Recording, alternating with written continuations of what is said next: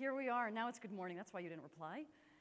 So we're a very self-selected crowd. I feel like the type of people who are like, hey, let's go learn about some inside stuff before you kick off a summit. I am honored and really excited because we definitely are a unique group of people who were either connected by something in the values title of this or something in the how. What is this inside out thing? How can I start looking at productivity from a completely different lens? So my hope for the next 40 minutes together is to help unlock a lot of the blocks of productivity and time. Completely different lens. I want to shake things up. I want to kind of forget what's another way we can cram something into 24 hours and really unlock a different possibility of how you relate to time and productivity. So my personal mission, from the kind of the bottom of my heart to yours, is to help as many people transform from fear into freedom in my lifetime. And when I say fear, I mean fear about the stuff that really holds us back. I find that across the board, time is one of those things that activates a heck of a lot of fear in us. There's never enough of it. But what can I do? I'm catching up. We're always behind. We've got this deadline. There's so much stuff that unlocks fear. And if we can start just really captivating a little bit of that, imagine what's possible. Imagine the type of freedom for yourselves, for your teams, for your productivity. So let's start right away. If you would, there's a worksheet in front of you. Whether you have pen and paper, great. If you don't, just grab your phone. And I want you to write 3 things for me when we think about success for you today. 3 things. So number 1, 2, and 3 for me. Next to number 1, I want you to write what's one thing right now, a big goal you have for yourself. All right? A big, meaty, interesting goal that you have for yourself. Could be anything. Personal, professional. I want to buy the house. I want to quit the job. I want to start a company. Whatever you want to do, but pick for me one meaningful goal. It could be around time and productivity. Just write that down. Next to number 2, what are you going to get out of that thing? So when you buy the house, when you get the degree, when you transform your relationship with time, what will you feel? Right? What are you getting out of that? Capture that next to number 2 for me. And next to number 3, by when? By when do you want this thing to happen? To come into fruition in your life? And let's have that be kind of setting our intention for our time together. So number 1, what's something that you really want right now? We're going to come back to it. Number 2, what will you get out of that? What are you going to feel as a result of achieving that or receiving that? And then number 3, by when? So here's where I find a lot of people get blocked around time. When I use the word fear, I mean it. That there's so much trigger around time because, like any iceberg, we look at just the very top of possibilities with time. Right? We look just at okay, what's another tool? What's another resource? What's another person? What's another 5 minutes I can find? We just look at the behaviors, actions, and very practical things at the very top of our relationship with time. What I am much more interested in, for you, and the work that I can share with you today as an invitation is what lives underneath. What are you afraid of around time? What are your values around time? What really matters to you and what doesn't matter to you so you can unlock all the calcification that's gotten in the way of feeling really connected and really in control, the good kind of control, right? Not the fear-based control. So we're going to spend our time together playing underneath this because the rest of the summit is going to be tools and resources and ideas that you get to really lock down the top of that iceberg, right? So we're going to start from the bottom up or from the inside out. So here's how we're going to do that. At the very bottom of that iceberg, as you saw, is our fears and worries. So we're going to start with mental chatter. What's the noise that goes on for you around time and productivity? What are the stories that have actually held you captive for a really long time, and are you willing to let those go with me today? Number 2, we'll go into our values, and we'll do a short exercise that you're welcome to expand afterwards or bring back to your teams on what matters to you. Who are you? What do you stand for? What are those values and those things that can begin to dilute any other type of experience around time, anything else that suffocates you? And finally, we'll shift into energy. We've all heard of, managing your energy and not your time. I want to give you some very practical ways to really activate that from a values-based perspective. So that's the journey we're going to take on. Go quickly. So stay with me. And the invitation is don't walk away trying to do 100 things differently. Don't panic while we're here. Pick the one thing that's yours. Pick the one thing that resonates and say, yes, Valia, like that's the thing I'm taking back to my teams.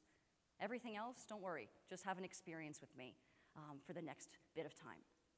All right, so starting with mental chatter. Call it whatever you want. Mental chatter, imposter syndrome, negative self-talk. It's essentially, where is the noise that is keeping me out of presence and out of time and in a fear-based place of time rather than with what needs to happen, rather than with what matters. I mean, we hear these types of narratives all day long, right? We all hear them. Right? We're not working quickly enough. There's never enough time, right? What's the point of it? Hey, my day starts at 6 p.m. I'm in meetings all day, right? Sound familiar? I mean, this is the state of affairs. The tough love I have to share with you is you're not special, right? I wish you all were, but like this is just the human experience of what's happening in business today. So I don't want you to be ordinary. To get through time, you need to start having a different relationship with how you think about it, with quieting that chatter so that's not front and center, but rather your conscious choice, right? Your conscious thinking is front and center. So I want to offer you, this is about 6 months of executive coaching on one slide, so you got your money's worth with this one slide here. So here's what happens, right? So the mental starts, right? The illusion of time and the restriction of time begins. Right? Then physiologically, you've got some type of feeling. You get overwhelmed, you get tired, you get stressed. And that physiological feeling, which happens instantaneously, then all of a sudden you're acting or not acting, right? Then you're showing up or you're kind of pulling back, whatever your pattern is. When we do that enough, it then becomes a belief system of just how you see yourself in time. Oh, I'm always late. Oh, early people are good, late people are bad. We just get these beliefs and these narratives. And then there's a result. Ugh, I'm perpetually overwhelmed, right?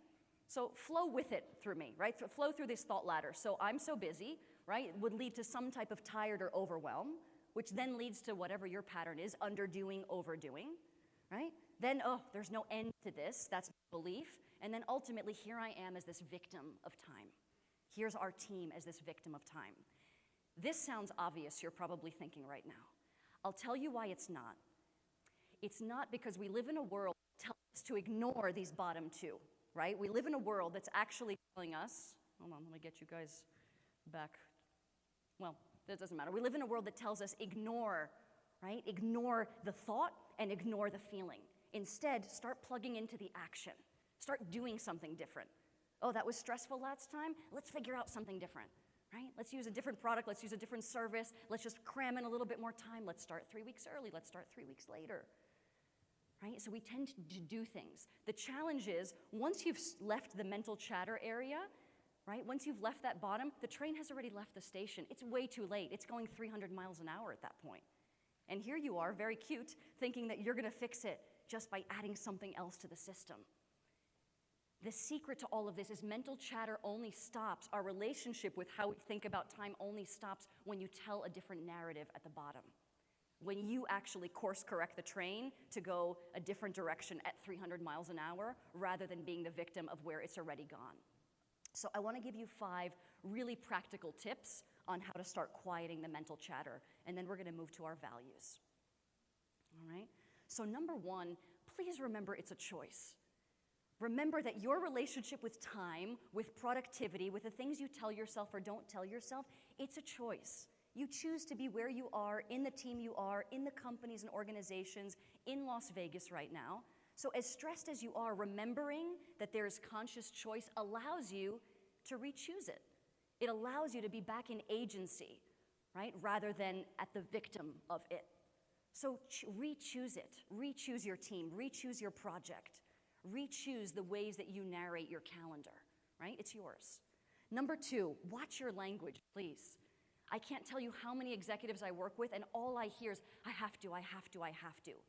You're literally reprogramming your brain to go into that overwhelm and anxiety space. So instead, what about I get to? I want to. I have the possibility of, right? The language that you choose to use with yourself and with your teams will completely redefine how time is interacting with you. Number 3, check your assumptions, right? Where do you have stories, interpretations of this relationship with time and productivity? Where is it serving you? Where is it not? But be very clear that you've probably made a lot of this stuff up. And just by checking assumptions allows you a lot of freedom to know that you can also make up a much more productive narrative. Which brings us to the 4th one. This is one of my favorite coaching tools, the nightmare and the daydream. So we spend time nightmaring all the time. What if we don't get the deadline on time, right? What if we're 3 weeks late? What if we ship it, the customer's not happy? We do that naturally. What if you spend just as much time in the daydream? What if you spend just as much time training your brain to say, what if this were the best product launch that we've ever had? What if this team were so exceptional that we were recognized year after year at our company summit? Right? Like, you're actually training your brain to expand how it relates to mental chatter by giving it both the nightmare and the daydream. And the tough love I'm going to give you, you're making stuff up anyway, so you might as well make stuff up for the good and for the bad. Right? Number 5, get curious. Fun fact for all of you, and please bring this back to your teams. The brain cannot be in curiosity and judgment at the same time. It doesn't hold curiosity and judgment as energies in the brain. The way, sidebar, it doesn't hold fear and gratitude, right? Topic for another time, but it doesn't hold curiosity and judgment. So if you feel judgmental about time, judgmental about self, judgmental about a team member, about a project, about a program, about a client, get really curious. What am I not seeing? What else is possible here? What else could have been happening? Right? What's the backstory? Allow curiosity to seep in. Mental chatter will transform. And you don't need to do all of these 5 things. Pick one and just start investing in it. All right? So once we dislodge a bit of the narrative that restricts us around how we think about time, or release a little bit of that anxiety, we're able to then move to our values, to set a new foundation of how we relate to the world. Forget time. What matters to us, how we make choices, right? What we say yes to, what we say no to. So I want you to really ask yourself what you stand for and see how this might be an invitation to how we really reframe and start thinking about time in a very different dimension. So a bit more tough love. You didn't realize you were signing up for on tough love. So all values sound the same. We're about to go and do an exercise. They all feel good. Right? No one's going to say, oh, family, that's a crappy value. Oh, joy, sorry to hear that joy is your top value, right? They all sound good. They're not all created equally. So let's just take productivity. Let's say one of your top 3 values and what you stand for is wanting to be a productive human, okay? Productivity can sound fear-based and it can be very truth-based. So fear-based productivity would sound something like, if I'm not productive, then we don't ship this, then I'm a failure, then I'm a huge disappointment for everything that led me to this moment, right? The brain goes like that in 0 to 3 seconds. I went from if I'm not productive to the end of the world, just disappointed every human who brought me here. Same value, productivity, could sound like, hey, part of being productive allows me to share my mission with the world, right? I believe in productivity because it allows me to meet as many humans as possible. Same value. One is restrictive and has a consequence in it. If I don't do this, then this. One is completely possibility creation, right? Completely generating. So I want you to check in the exercise we're about to do, where have you creeped into fear-based? And it's human nature. It's going to come from culture, from jobs, from religion, from family. It's okay, it's fine. But if you're going to pick them, I want you to really unlock the values that stand for who you are today and for what really matters to you in the world. All right? Now, if I gave this to you as an exercise, you may lose the piece of paper. So we're going to take an indulgent couple of minutes and have you do it now, an abridged version of this. So in your worksheet in front of you, you're going to see a whole slew of values. Needless to say, and they're also up on the screen, needless to say, this is not an exhaustive list of values, okay? Pick your own, add your words, change my words. This is just some thought starters.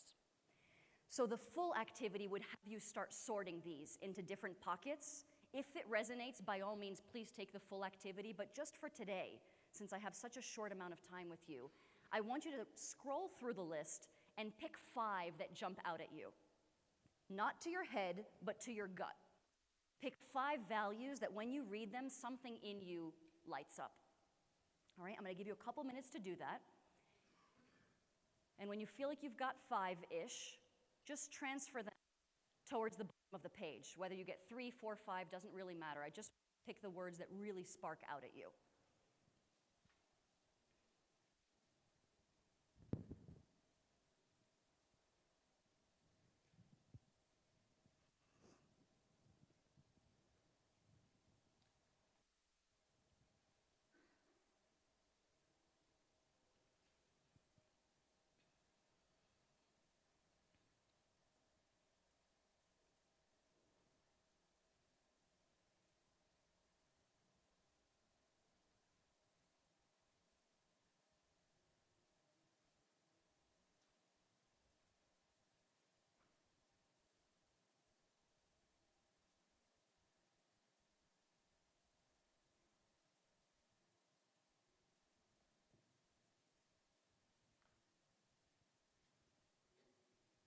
I want you to think about these words as the human you, right? If you're wondering, Valia, is this for my personal self or my professional self? It's probably the wrong question, right? There's a cost of being, this is who I am at work, this is who I am at home. I want you to consider, what does integration look like? What does all of you look like if you can infuse that in these values that you're choosing? So take another minute or so, and then we'll come back together.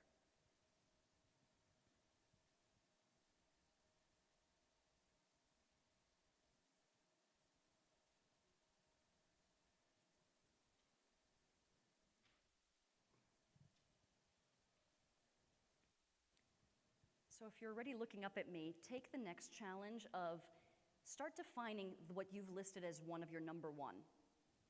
Start defining that value, not a dictionary definition. Start defining it. If I were to watch your life, if I were to stalk you for 1 month, how would I see you walking the talk of this value? How would I see you really doing family, freedom, joy, adventure? How would I really see it? All right, so just take a minute if you're complete with picking your 5. And just sit with that for a second. What would it look like to really walk the talk and amplify this in all that you do, so that people know who you are and what you stand for? So that time disappears when you're in your zone and doing these things.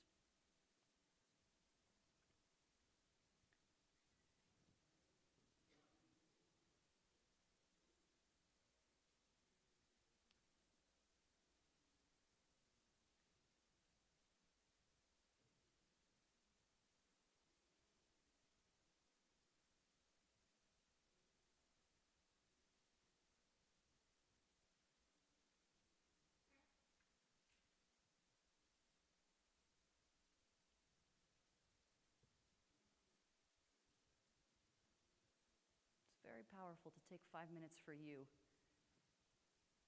during a week where it's all about being with others.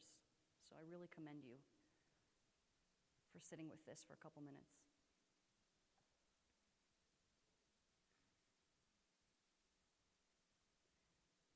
So if you would just briefly, I've got something, or at least I've got a couple of words, I've got something that triggered in me. Just turn to the person next to you, if you would, and either share your top 5 words or just that one definition that's coming up. So just take a minute each, and then I'll have us come back together, just to really lock it in. Turn to whoever neighbor, introduce yourself, say hello, front, back, side to side, it doesn't matter.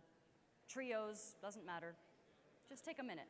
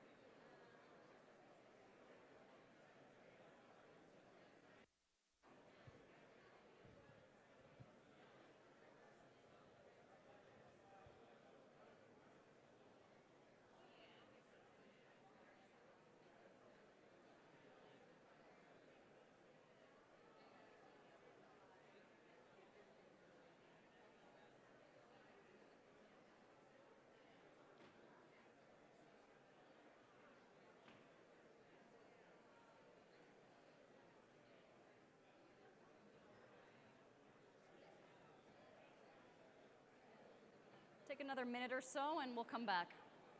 Make sure you've both had a chance to share.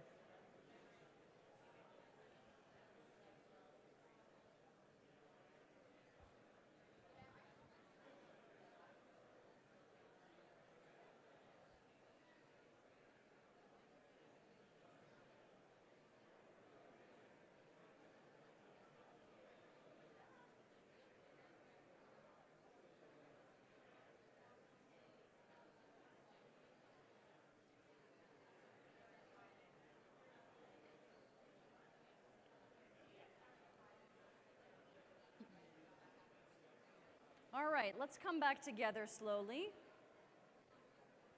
Let's come back together. Thank you.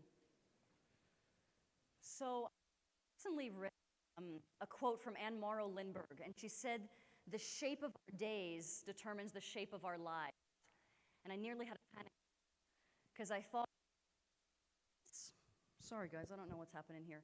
The shape of our days looks completely like a scatter plot. Random, you know, an intense, sometimes very ugly, very chaotic, right, thing. And I'm like, wow, if that's the shape of our day, what would the shape of our life look like? When you look at your life, it's like, wow, we've got some, you know, highlights, lowlights, travel, experiences, jobs.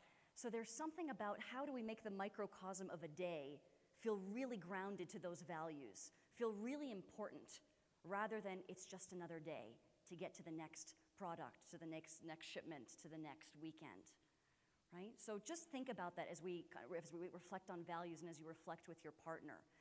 Couple things I want you to take away with values and see if you had this experience as you were going through the exercise.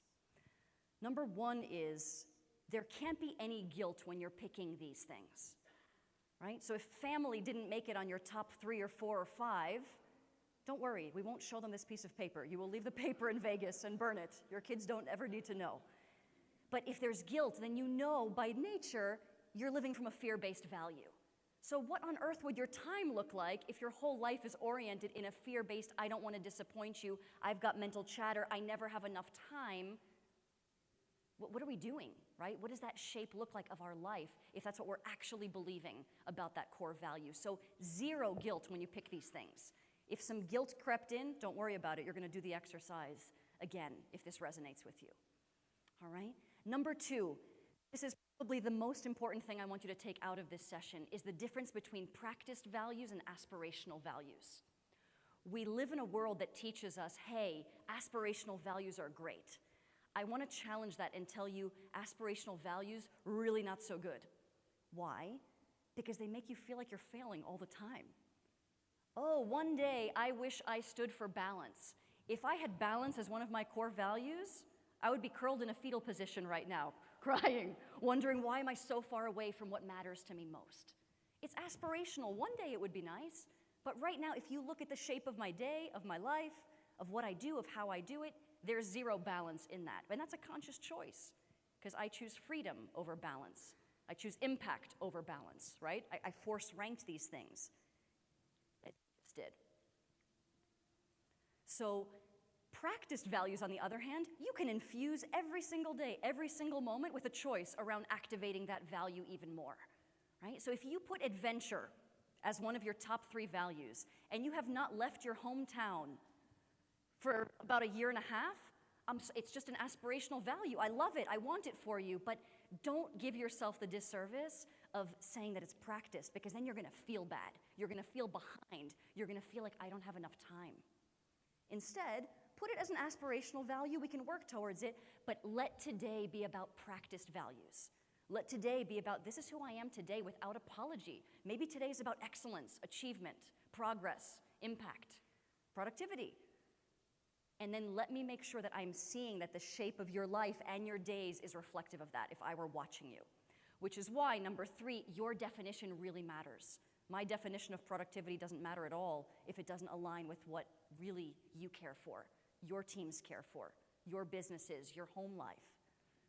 So make sure that it is your definition. If you do yourself any favors during a break when you need some downtime, write out the definition of those top 3 values. Have that be your manifesto for how you say yes and no in the world, for how you show up, for where you choose to carve out time or not to carve out time. All right? Number 4, this is one of my favorite tools for activating values. Give it a binary question. So one of my top value is freedom. And so how I activate that to infuse more of it, to practice it even more in my life, is when I'm about to make a difficult decision, is it moving me towards freedom or fear? Fear is always going to be the opposite. Think of the bottom of that iceberg of your top value. There's no middle ground. There's no, well, if only I had 3 more weeks, then maybe I would have planned the trip, and then I would. No, it's a binary question for a reason. So just look at your top value and infuse a question that's always in the back of your mind as you're going through life, as you're making decisions, as you're prioritizing calendars and meetings. Is this thing moving me towards what I want, or is there something fear-based here? Is there something mental chatter-based? Is there some old story, old interpretation, old narrative that actually no longer belongs? Give yourself that freedom to build the muscle of asking this every single day. And number 5, we'll move to this right now, creating ritual. Values need love and attention, like your teams need love and attention, like your projects get your top priority. They need attention. This can't be a once a year on a birthday or on a New Year's resolution. You think about it, right? It can't be when there's a health crisis that you're like, ooh, I should probably put health in my top values, right? That's what usually happens, right? There's something either amazing life-changing or amazing, not so amazing life-changing that then forces us. I don't want that for any of you. What if instead we just practice this stuff every day, infused it into how we show up, how we do business, how we hold space for each other, how we see what's possible. Wow, that really matters to you, that really matters to me. Where is our intersecting Venn diagram? How do we create a team and a culture around what really matters? And then on top of that, add the top of the iceberg, the tools, the technology, the resources. That's why we're all here, right? So let's move to solving for energy instead of time. And many of you are probably very familiar with this concept. I want you to think about it through our inside-out lens that we're exploring today. Think about solving for energy as a resource that can generate. Time is a depleting resource. I wish that weren't the case, but at the end of the day, it's a point of diminishing returns. There's never going to be enough of it. The mental chatter of enoughness, you see how that automatically creates the anxiety, the overwhelm, and then we're back in our vicious cycle of being a victim of time. What if instead we could lock productivity into energy, right? Where do you plug in that just expands you, that motivates you, that inspires you, that makes you feel connected, right? That brings you back to your values and that larger purpose of the shape of your life, right? Not just the shape of that very busy day, of that crazy day, of the I'm exhausted day, of my day didn't start till 6 p.m. day. So, simple matrix, you've probably seen versions of this, right? I love this. I find it's the simplest because it just dissects energy very practically. So this shares with us, right, that there's high quality of energy and low quality of energy, and there's positive qualities of energy and then negative qualities of energy. All right, so when we're in the top right quadrant, when your energy is high and positive, shout it out at me. What do you experience in that zone? What are you when it's high and positive? You feel great, happy. What else? Enthusiastic, right? This is your zone of like flow, right? This is when you're doing your thing. This is when you're at the top. Then something happens. We get that weird email. Someone looked at us funny. There was traffic. There were flight delays. And then we just got to the top left. We still have a lot of energy, but something just turned sour. What would you qualify that quadrant as? Panic? Yeah. Panic, stress, yeah, unease. Something just jolted the system. Now, we're very cute as humans because what we do, rather than saying, hold on a second, reset, we just keep going. We're like, I got energy left. Let's just keep going, even though this bad thing happened and now I'm annoyed and now I'm frustrated. And so then we drop down to the lower left quadrant. Now, not only is it negative, but hey, I actually don't quite have enough of it. What's that quadrant for you? Overwhelm? Yeah. Burnout. Totally. Overwhelm, burnout. Like this is when we almost stop playing the game. The most underutilized quadrant of energy is the bottom right. Teams that can access that bottom right quadrant and actively cultivate it with each other, I have seen Across every industry I work with, I have seen transform from great teams to truly exceptional teams because they are conscious in what they do in that bottom right corner, right? So we'll call it recharge, call it whatever is meaningful for you. Now, if we're not doing something very conscious in that recharge, it takes us over very quickly. What do you do when you've got an extra 20 minutes of time? You grab your phone and you say, let me catch up on emails. Yeah, that's not recharge. That's catching up on emails, right? Recharge is making a list of what are the things that really fuel you, that really energize you, that in 20 minutes, you feel like you slowed down, that you can then speed right up as if you just got an hour of time left. This is where our mental chatter around time can completely transform and you can build an entirely different relationship where you are the boss of it versus it being the boss of you. But it's conscious. You've got to know, I just got to stress zone because I'm sorry, the sad thing is when you get to burnout, you don't have direct access to recharge. You got to go through the whole cycle in the reverse. You just don't have access, you're too depleted. How do you get to that moment of stress and say, hold on, time out. I'm going to choose to respond to this versus react to this. And I'm going to choose to respond because I need to plug my team back in. So what do you do for yourself, first and foremost, to then be able to offer others to do in that zone, in that time? This is a bit of, in my mind, non-negotiable of personal leadership, right? When you can find responsibility, when you can anchor your values in there, take your recharge being that you just read your top 3 values. You look at your calendar and you say, hey, where am I practicing what matters most to me today, this week? And if you can't answer that question, well then we have a huge opportunity to realign who's doing what and when and how. So gift that to yourself, gift it to your teams to have a conscious conversation of what do we do when we are in that space together. So go back for me if you would. I asked you when we started our session to write down 3 things. Something you really want right now, a goal, an objective, and if you came in late, just quickly jot this down for yourself. So number 1, I asked everyone, a goal, something really meaningful for you right now, personal or professional, something you really want. Number 2, what will you get out of that goal? What will you feel once you've achieved this, accomplished this, let this go? What will you feel? And number 3, by when? By when would you like to have this thing done, completed, bought, whatever it is for you? So here's the tough love, last bit of tough love for the day. Then you're off the hook. What you actually want is what you put as number 2. Number 1 is one of the hundreds of ways that you've told yourself you will get to number 2. But you've decided it's the only way. You've decided that number 1 is the goal. That's the thing. Those who start for solving for the number 2s, whatever you put there, freedom, right? Love, experience, passion, whatever you put as number 2, that's values-based leadership. That's values-based productivity. When you can infuse every choice you make to solving for the number 2 of your lives, not for that number 1 of your lives. Number 1's a goal. It's great. It's practical. Make it happen. But don't pretend that it's the only way. Values-based leadership happens from the inside out.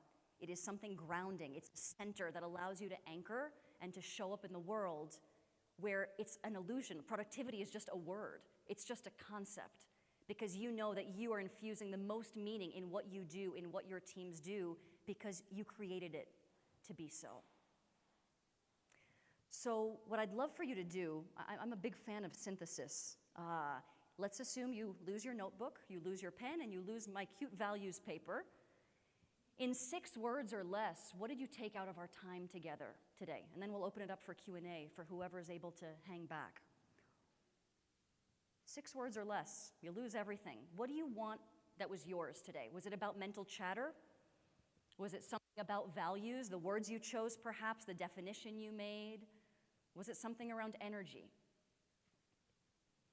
Was it something around the difference between fear-based values and truth-based values and just saying, wow, I really live my life with a heck of a lot of fear around how I show up because I don't want to disappoint.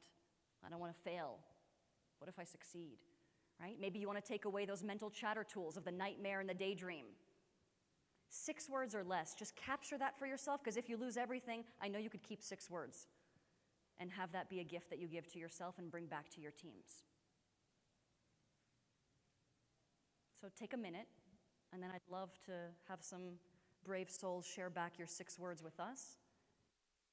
And for any questions before you have a fabulous start to Summit.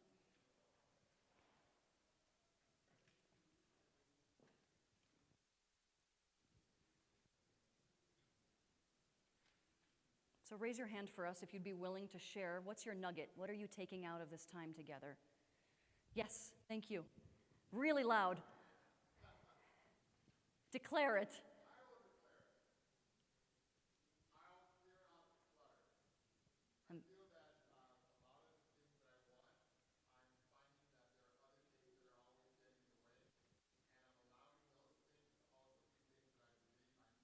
Yes.